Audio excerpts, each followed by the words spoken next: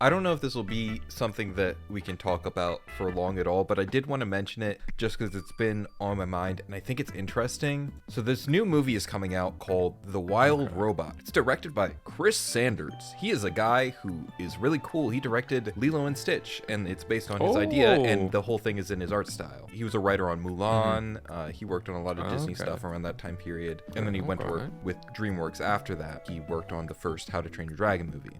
His co-director. Dude, this guy's goated. What the fuck? Yeah, finally he's attached to a new project, and they dropped a trailer recently. So I'm just gonna play it, and then we can comment.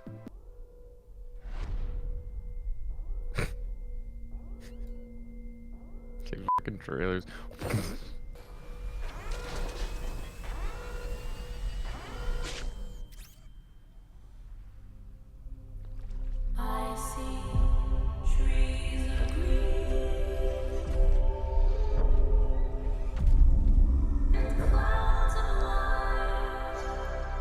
Are you picking up on a little something interesting?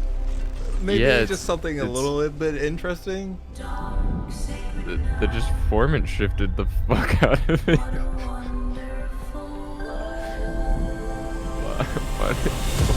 What a wonderful world, bro. What a wonderful world. I'm sure the excuse is that it's a robot. Boom, I and then bet. it changes. Dude, this sounds like Action Strike. The Action Strike cinematic fucking bundle. Become more than we were programmed It's to always so. Yeah. The single string. The single string. Yeah, that was. Whew. So I think the movie looks really cool. Yeah, the movie looks really cool. The musical choice for the trailer, I was a little caught off guard, I have to say. Especially because it sounds so different from what it is covering that for like parts of it I can almost forget that it's a cover, and then it comes back every time with the What a Wonderful World, and I'm like, oh, it's this song? Where am I? It's fucked up too, because I know exactly what happened. They have this vocal track, right? And they're like, someone said we love this vocal track, and then you just have to write fucking shit under it. Let's just put orchestra under this format shifted. Oh, it's a wonderful world. And so this kind of brought me to the thought that like this is a really common thing, to the degree that it's, I feel like, almost a joke on itself, like especially with horror trailers where it's like some random song and then they play it slowly. It's just slow version equals creepy. Okay. Don't be talking shit on my on the process. I do a lot of horror music. You can't be going revealing all the secrets. But it will literally be some shit like fucking Jason Returns, the prequel to the sequel reboot number 4. Yeah. And they'll be like, I shake it off. Shake it off. Like it doesn't even make sense anymore. And I always find it so strange because I obviously understand the mindset that having something that people recognize is going to make it more memorable, but there's a certain degree of completely changing the original work where it's like, does it even have that effect anymore? Is it even conjuring up the same emotions or memorability when you've changed it so fundamentally? The problem is you're still being charitable. So you think this is just some executive was like, I really like that one song, What a Wonderful World, you should put that in the movie trailer? I can't say for sure. It could be in the movie.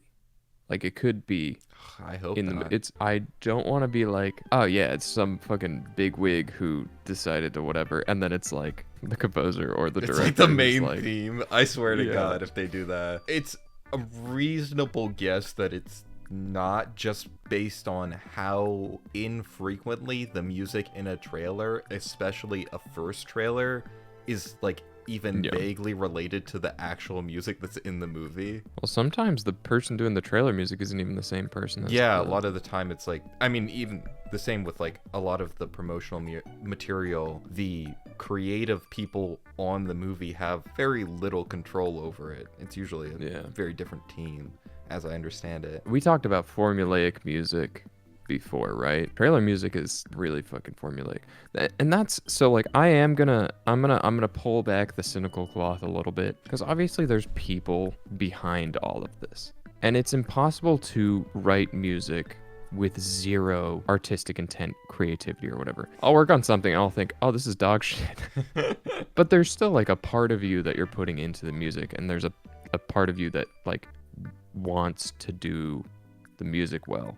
Otherwise, you'd give it to another person, which has happened. I've had a composer literally give me a project because he was like, I hate this film.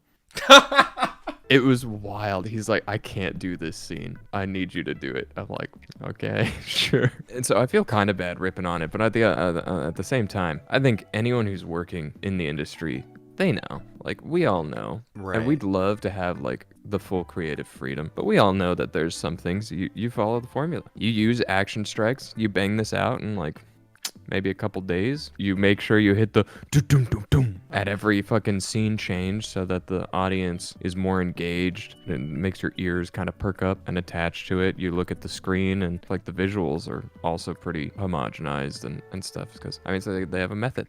It works. And the music is very similar. Loud noises get attention, abrupt noises get attention, and licensed music stays in your mind. I'm pretty cynical on this a lot because of my experiences. but you know, everyone who's working in music is working in music because they want to work in music. You know, nobody's like, damn, guess I'll do music. Music's where the money's at, bro. I gotta get into it for It's the like hustle. such an easy field to get into. If you're Well, in it, you're in it for the passion. I so. think the thing to me that's interesting is because it's not really that much a matter of like musical expertise. I find it more interesting in the vein of like why certain trends happen in the way they do. Especially with stuff like this, it's very much a job. Like the degree of creative freedom within certain roles changes a lot. And I'd say with stuff like marketing, advertising, that is a creative field that is generally pretty constrained because you're working for someone who directly has expectations on what they want to get. Oh, and so that's it's an like the interesting whole, question. it's like the field of what causes certain trends to be the way they are, because clearly something's working if it's going to be used so repetitively. Yeah, I mean, there's a lot of factors, and it's constantly evolving. And I wonder if Hans Zimmer ever kicks himself for inventing the Inception womp. Because fuck, that infected everything for years. It was dude. inescapable for like a full decade. Inescapable. And so you get these trends, and they're almost always centered around something that catches the audience's attention, something memorable, something that makes you look. Because I mean, if you think about it, if you're in theaters and you're looking down at your phone, you need something to get the person to look up. What gets your attention more than boom, boom, boom, boom, boom, boom, boom? So what you're telling me is this is just the theatrical loudness wars. I would imagine that they are getting more towards streaming or whatever, because this type of thing comes up with YouTube too, right? You have an ad show up before a YouTube video or wherever it's targeted. A commercial comes up on the TV, you're looking down at your phone, right? You like want the viewer's attention. And it's a formula, and everyone knows it's a formula, so nobody deviates from the formula. It's kind of one of those like self-fulfilling prophecies. I've done trailer music a couple times, and I've worked with composers who do trailer music. They get the trailer and they instantly start writing trailer music. They don't even try to do anything else because they know. It's like, well, this is what the thing is. I mean, partially nobody really pushes it because it's just what you do. You want to get it cleared as quickly as possible. Right. Yeah, that's a good point actually. Like the idea that it's easier to be safe because you can save yourself a lot of work. If you want to do something out there and super creative or whatever, the odds are high that someone's not gonna like it, and then you're gonna have to redo everything. It's the fucking Ouroboros. It's the snake eating itself, like for eternity. So yeah, that's the trailer. I thought it was at least a little bit interesting just to talk about. This one I think is a little unique just because I think they could have pushed it even farther, because this movie feels very much unlike a lot of stuff coming out right now. It feels very off the beaten path. in the Yeah. type of movie that it's trying to be. So I think it could have been a little bit more experimental if it wanted to be. But the thought did occur to Maybe. me in the sense of your standard like genre fix, Mhm. that having the trailer follow those beats is also a way to communicate to the audience that it's like, this is the movie that you are expecting. You've seen this movie before. Yeah. You have a familiarity with this structure. Here's another of this kind of thing, because of just the set of expectations that the audience is going to have going in. It's interesting, and it's a first trailer. First trailers are definitely usually a bit more formulaic. Surprisingly, they're dropping it September 20th. There's not that much lead up for first trailer, Yeah, I feel it's like. not that long after 9/11. Never forget. So close, bro. So close. Why not? Why not?